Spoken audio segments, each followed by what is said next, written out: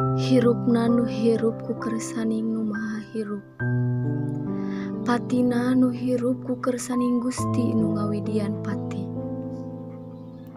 Atra patela kasaksian ku diri, pagantina beurang ku peuting halodo kasilih ku ngiji. Pon kitu deui hirup katungkul ku pati, kamari moal kungsi ka kungsi deui. Ayeuna riwayat nuker kapapai, isuk boa teuing moal cunduk. Noong ka jero diri nu sajati, lain ku panenjo panon nu bolotot, tapi ku rasa nu jeung pangrasa ati sanubari. Ngabukbak raga jeung pamolahna nu kurang mernah, nalung tik ati jeung panyakit iri dengkina, manah jeung belangna bayah, nu ngait kana pikir jeung diusian dikir.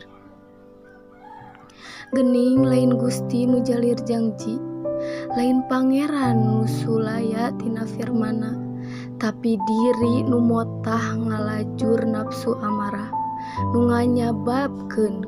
Geuning lain Gusti nu jalir janji, lain pangeran nu saluya tina firman-Na, tapi diri nu motah ngajalur nafsu amarah, nu nganyababkeun kamudahan ingkah, nu nganyababkeun ngabaluh kasusah.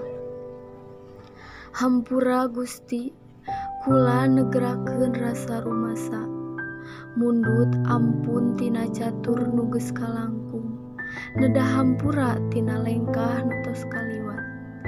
Ajengkeun kula dina ridho salira, aping kula dugikeun ka sumping hiji nu pasti, nu teu aya hiji makhlukna nu bisa leupas tina eta